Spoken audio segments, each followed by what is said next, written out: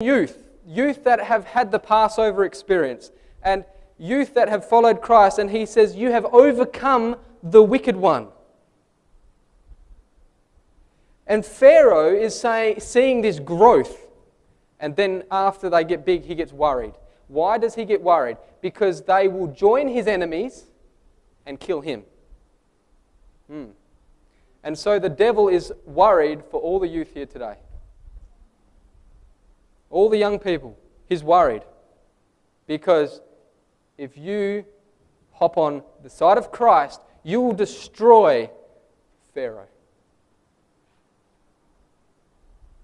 But the devil, such a subtle serpent as he is, comes up with a plan.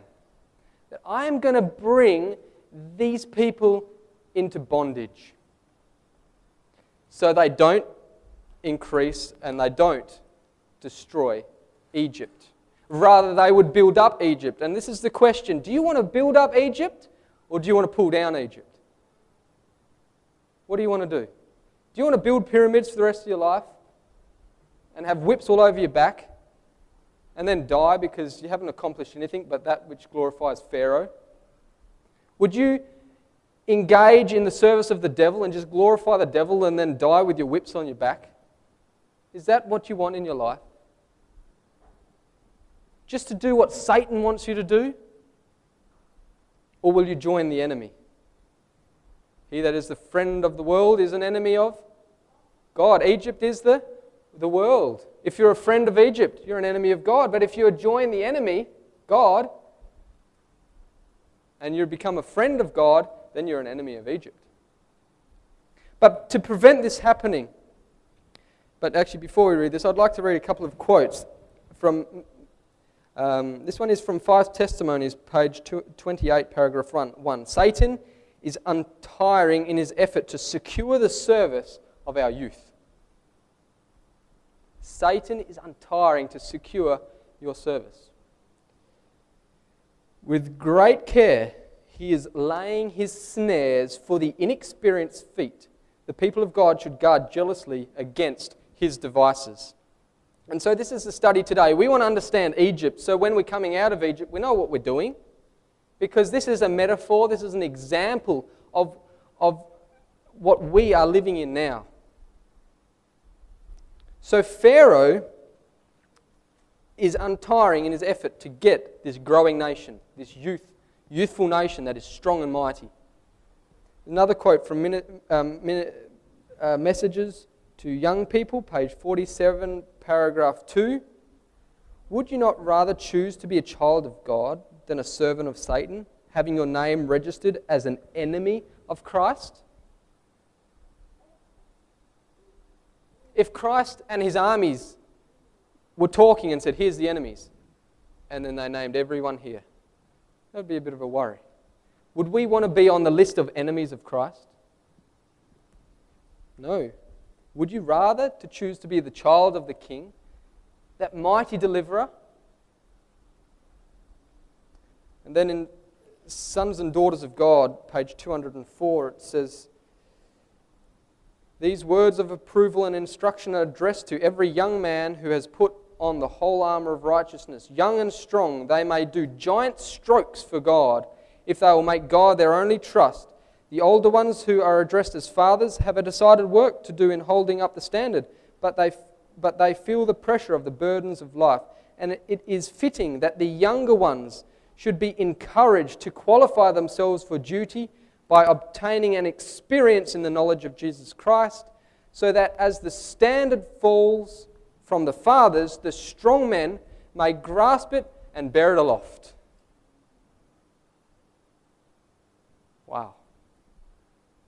To be young. To be young, and God says you can do giant strokes for God. And Pharaoh knows it. He's not silly. Pharaoh knows it, and he is trembling because of it. But brothers and sisters, Pharaoh dealt very wisely. And we'll read here in the story in Exodus chapter 1 again, which we have read it, but we will now apply it. Exodus chapter 1, and now reading in verse 11. Therefore.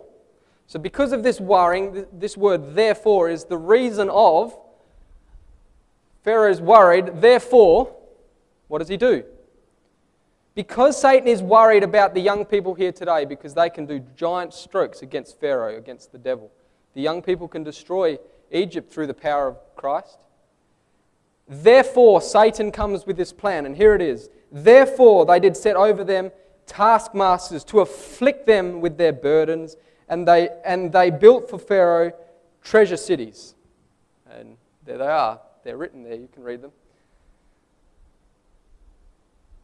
But the more they afflicted them, and they multiplied, and then the Egyptians made the children to really labour hard, and then they put them in the brick kilns and all the other services that they had to do in the fields and in every other department, and they worked hard. Taskmasters. What are the taskmasters of Egypt? Egypt is the world. What is the taskmasters of Egypt? And I'd like to go back to the subtlety of the serpent, Pharaoh. Here he is in Genesis chapter 3. Because Pharaoh is busy sitting on his throne, he can't be bothered coming out personally. He needs to send some taskmasters. Here in Genesis chapter 3 and verse 4 to 6. And the serpent said unto the woman, Ye shall not surely die. Is that a little bit subtle?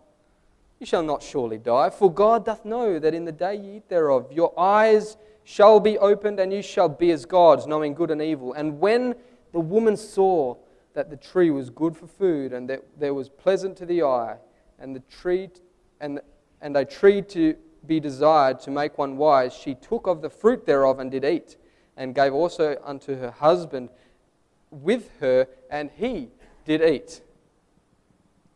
So here it is. The young people today. The serpent is coming in such a nice way. Wow, you want something? You want some success? Do you want to go somewhere in your youth? Well, come and have a listen. I will show you. And this is the world. And here it is. When the woman saw, she saw something that was good, pleasant to the eye, and to the taste. And it would make her wise. And there it is. There are the taskmasters. Now we want to get these taskmasters in a sharper scripture text. So in 1 John chapter 2, we'll read it here. Because we'll repeat this. Egypt is what? The world. Okay. 1 John chapter 2. 1 John chapter 2 and verse 15 and 16.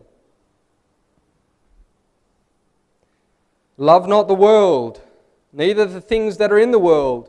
If any man love the world, the love of the Father is not in him. For all that is in the world, the lust of the flesh, the lust of the eyes, and the pride of life is not of the Father, but is of Egypt, the world. There it is. All that is in the world, and mark this, all that is in the world, the lust of the flesh. Where is the lust of the flesh? Where is it? Can anyone point to it?